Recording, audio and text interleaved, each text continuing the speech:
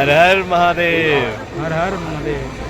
जय श्री केदार। दोस्तों आज है 29 सितंबर और केदारनाथ धाम में दोस्तों रात में हल्की फुल्की बारिश हो गई थी और सुबह सुबह दोस्तों भी हल्की फुल्की बारिश हो रही थी। आजकल दोस्तों केदारनाथ धाम में जो यात्रियों की जो लाइन लगना शुरू हो जाती है दोस्तों, सुबह 3:30 बजे से ही यात्री केदारनाथ मंदिर के आसपास आकर लाइनों में लग जाते हैं। और दोस्तों आज अभी जो मंदिर खुलने का समय है सुबह 6 बजे हो गया दोस्तों, और उजाला भी दोस्तों अब लेट होता है दोस्तों। पहले आज से 1 महीने पहले जो जुलाई और अगस्त में अब जब हम केदारनाथ धाम में शुरुआत में आए थे उस समय पे दोस्तों सुबह 5 बजे ही जितना उजाला अभी दिख रहा है उतना ही उजाला सुबह 5 बजे से ही हो जाता था, और अभी दोस्तों 1 घंटा लेट होता है और रात को दोस्तों अंधेरा भी अभी जल्दी हो जाता है। तो केदारनाथ धाम में दोस्तों 2 घंटे कट हो गए ये समझ लीजिए आप, क्योंकि सुबह पहले दोस्तों 4 बजे मंदिर खुल जाता था और अभी दोस्तों सुबह मंदिर खुलता है 5 बजे वीआईपी के लिए, उसके बाद में नॉर्मल यात्रियों के लिए 6 बजे मंदिर खुलता है। तो केदारनाथ धाम में अगर आप आ रहे हैं तो दोस्तों टाइमिंग थोड़ी कम हो गई है मंदिर की खुलने और बंद होने में, थोड़ा समय जो रात बड़ी हो गई है और दिन छोटे हो गए, सीधा सीधा आप ये मान के चलिए। तो केदारनाथ धाम में दोस्तों अगर आप लोग आ रहे हैं तो ये जो पॉलीथीन वाला जो रेनकोट देख रहे हैं दोस्तों केदारनाथ धाम में, यहाँ पे इसका जो दाम है 250 रुपए है। नीचे सोनप्रयाग से अगर आप लेते हैं तो आपको 150 में मिलेगा, गौरीकुंड से लोगे तो आपको 200 में मिलेगा, और अगर आप ऋषिकेश से लेकर आते हैं तो सिर्फ 50 रुपए में मिल जाता है। तो दोस्तों केदारनाथ धाम में आने से पहले जितनी भी जरूरी चीजें हो सके तो आप अपने घर से ही लेके आइए, क्योंकि केदारनाथ धाम में, सोनप्रयाग में, गौरीकुंड में इन सभी चीजों के दाम में दोस्तों सीधे सीधे 4 गुना होते हैं। जितनी भी चीजें बारिश से बचने के लिए जिन चीजों की आवश्यकता होती है, ठंड से बचने के लिए जिन चीजों की आवश्यकता होती है दोस्तों, वह सारी की सारी चीजें हो सके तो आप अपने घरों से ही लेके आइए, क्योंकि यहाँ पे इन चीजों के दाम बहुत ही बढ़े हुए हैं। और अभी दोस्तों केदारनाथ धाम में होटल और टेंट के दाम भी बहुत बढ़ गए हैं। तो केदारनाथ धाम यात्रा में आने से पहले जितनी भी चीजें दोस्तों आप अपने घरों से लेके आइए। यहाँ पे दोस्तों सभी चीजों के दाम हमेशा बढ़े हुए रहते हैं। अब बात करते हैं दोस्तों केदारनाथ धाम के बारे में। यहाँ पे दोस्तों केदारनाथ धाम में बहुत ही अच्छा लगता है। केदारनाथ धाम में अगर आप आते हैं तो केदारनाथ धाम में बहुत ही खूबसूरत नज़ारे तो है ही, साथ में आपको भोलेनाथ के दर्शन होंगे। और स्वर्ग से सुंदर है यह केदार घाटी, केदार भूमि, और बहुत सारे ऋषि मुनियों साधु संतों की तपोभूमि है।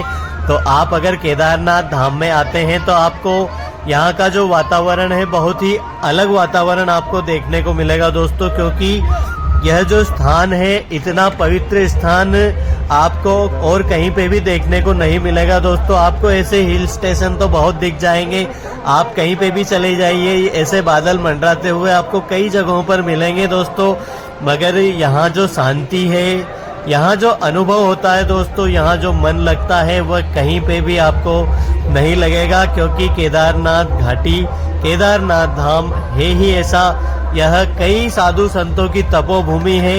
यहाँ पे कई साधु संतों ने, ऋषि मुनियों ने यहाँ पे तपस्या की है, जिसके कारण यहाँ का जो वातावरण है इतना सुहाना वातावरण है दोस्तों कि आप एक बार अगर केदारनाथ धाम में आ जाते हैं तो आपका बिल्कुल भी मन नहीं करेगा केदार घाटी को छोड़कर जाने का।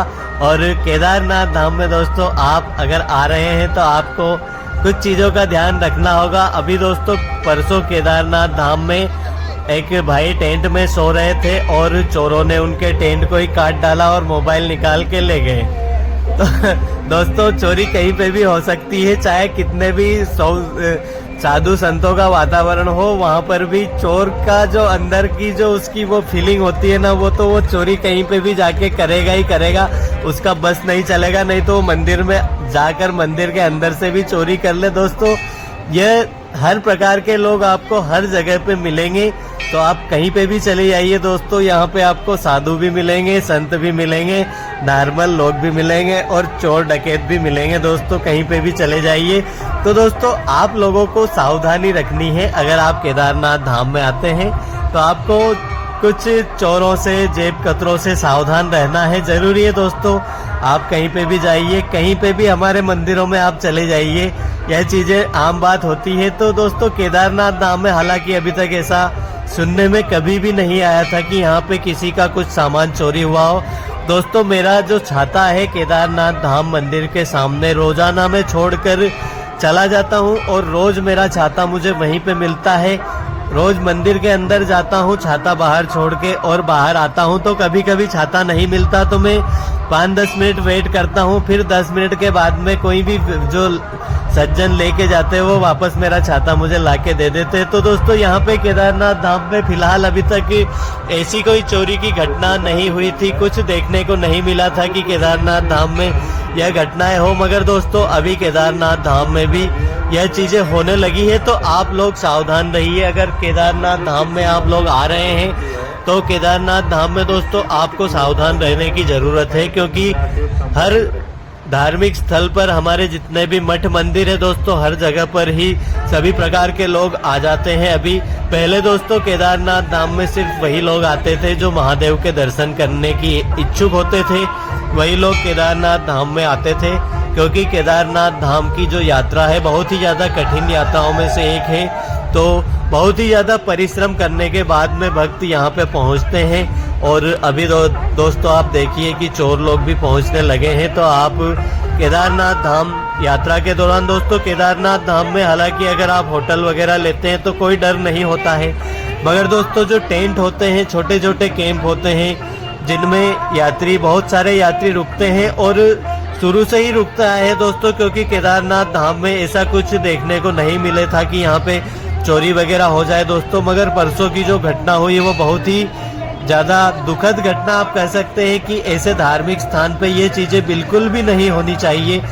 जो कोई यात्री बाहर से आए हुए थे वो टेंट में रात में सो रहे थे, सुबह उन्होंने उठकर देखा तो उनका टेंट ही चाकू से कटा हुआ है और टेंट में से उनका मोबाइल निकाल के ले गए। दोस्तों केदारनाथ धाम में अगर आप आते हैं तो आप सावधान रहिए, जागते सोइए दोस्तों। केदारनाथ यात्रा के दौरान अब यहाँ पे चोरी भी होने लगी है।